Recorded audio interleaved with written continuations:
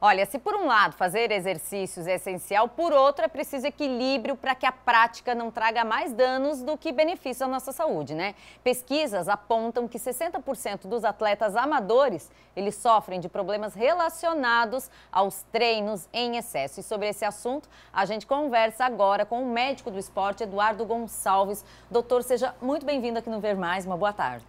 Boa tarde, tudo bem? É um prazer estar aqui, né? É um problema bastante comum agora com a pandemia, né? O pessoal começou a cuidar mais da saúde, começou a se exercitar mais, algumas pessoas, né?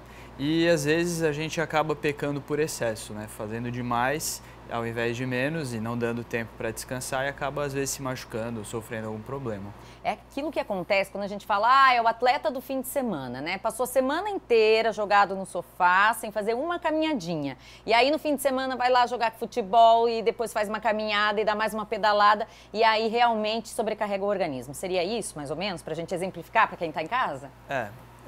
Eu acho que então a primeira coisa a gente tem que saber o que é uma pessoa sedentária, né?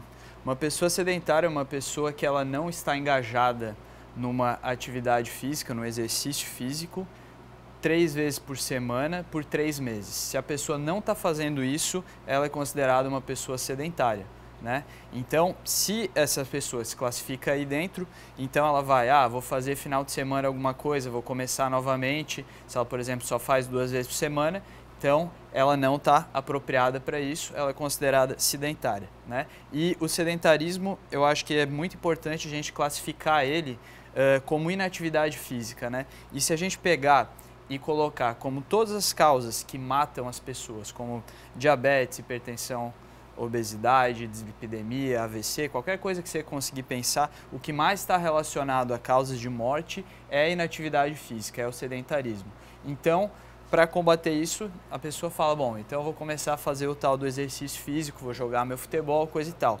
Uma coisa que a gente precisa se preocupar muito, se essa pessoa é sedentária, se ela não cuida, se ela já tem uma idade maior, é algum problema do coração, né? Porque o evento mais adverso que a pessoa pode ter, por exemplo, vou jogar minha bola final de semana e tem um evento cardiovascular, tem um problema no coração, né? Por isso é muito importante, se essa pessoa quer engajar numa atividade dessa, como um esporte, porque o futebol é um esporte, né? Que o esporte a gente geralmente não tem essa noção de intensidade. Às vezes vou competir, vou fazer uma atividade de maior intensidade, vai dar um pique, né, que eles chamam popularmente. Então, ela precisa ter uma avaliação com algum médico para certificar que está tudo bem, né? Existe uma diferença entre o esporte, o exercício físico e a atividade física, né? Uma pessoa que ela pode ter saúde, ela não necessariamente ela precisa fazer um esporte. Ela pode fazer, por exemplo, uma atividade física, né? Sim, uma caminhada. Exato.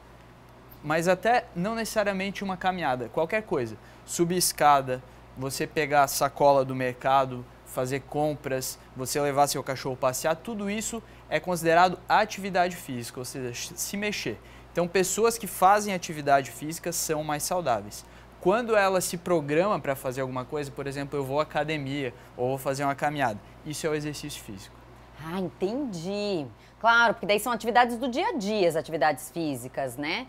Poxa, mulherada então, né, vai fazer a faxina da casa. Já é uma atividade física, tá ali se movimentando e é algo que ela não faz todo dia. Faz a faxina, sei lá, na sexta, na quinta, já movimentou um pouco mais o corpo. Ou aí a caminhada, que você vai tirar 30 minutos do seu dia e vai caminhar. Se eu caminhar 30 minutos ao dia, eu já deixo de ser sedentária? Ao dia não, a semana. Eu já deixo de ser sedentária, doutor? Sim, já deixa, né? Porque o que acontece, né? A gente fala, os estudos falam que existe, obviamente a gente sabe, todo mundo sabe que exercício faz bem, né? Mas o quanto faz bem? Você começar, eles falam por semana, então de 150 a 300 minutos por semana. 150 dá 5 vezes por semana, meia hora, né? É uma atividade moderada ou intensa. O que é uma atividade moderada? É você sentir que a sua respiração aumentou, o seu coração ele está batendo mais rápido, porém você ainda consegue falar uma frase inteira. Se não tiver alguém do seu lado que você está conversando, você pode imaginar isso aí ou tentar falar. Isso é um teste simples, né? Olha só, bacana. Boa dica. Aí assim, a caminhada ela é muito versátil, né? Eu não sei se você já chegou a ouvir falar dos 10 mil passos por dia. Não, conta pra gente como é que faz, que a gente vai fazer, né, gente? Vamos lá, vamos começar a se exercitar da forma certa, porque aqui a gente tem um especialista para ajudar a gente. Exato. Então, assim, foi-se visto que, por exemplo, se a pessoa fica de 8h30 a 10 horas sentado no dia e não faz muita atividade física, para contrabalancear isso, ela pode dar 10 mil passos por dia. Quanto tempo dá isso, mais ou menos? Dá uns 60 minutos a 80 minutos, dependendo da velocidade. Mas aí você vai falar, poxa, mas eu não tenho esse tempo ou eu não consigo fazer isso.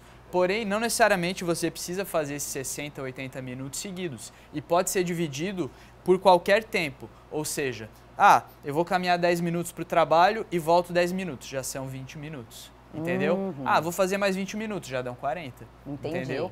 E aí tem algumas atividades né, de trabalho que realmente a pessoa se movimenta um pouco mais. Por exemplo, no comércio, que as pessoas ficam bastante tempo em pé e se movimentando de um lado para o outro. Agora, quem trabalha já sentadinho num escritório, na frente do computador, vai precisar se policiar um pouquinho, né? De repente, para estabelecer um prazo, vou trabalhar aqui meia hora, vou levantar e vou me movimentar alguns passos. Exatamente. Dá para você, por exemplo, colocar uma dica prática. Você coloca seu despertador de 1h em 1h15 e dá uma caminhada de 10 minutos, por exemplo, ou 5 minutos, vai conversar. Ou às vezes, se você tiver condições, eu sei que não é muito possível para algumas pessoas, mas se você tiver condições, dá para você tentar trabalhar em pé, né? Mesmo o computador, existem algumas mesas que são em pé, e alguns estudos mostram que isso já diminui muito o efeito da inatividade física, o efeito maléfico. Legal. A gente falou aqui, né, dessa atividade cardiorrespiratória aí. Agora, o excesso de exercício, ele também vai prejudicar as articulações como um todo, né? Porque eu tô lá, parada, não faço nada. E aí, de repente, eu viro uma corredora. De todo dia, tô lá correndo. Eu vou me machucar, não tem jeito. E aí, todo o sistema vai ficar comprometido, né? Vou ter que, às vezes, ficar um tempo parado para poder voltar novamente à atividade. E aí, nunca mais, às vezes, a pessoa volta, né?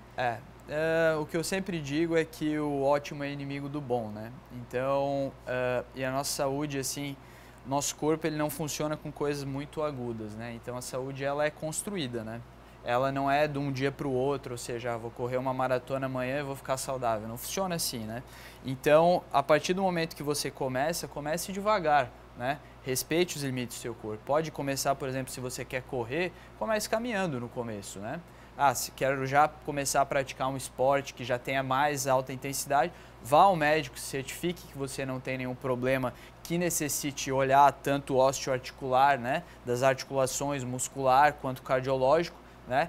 E com certeza, acho que a dica é comece com parcimônia, né, mas faça, né? O feito é melhor do que perfeito. Exatamente. Olha aí, gente, recado dado, né? Doutor, muito obrigado pela sua presença aqui. Seja sempre muito bem-vindo no Ver Mais Uma Boa Tarde. Eu que agradeço. Muito obrigado. Tchau, tchau.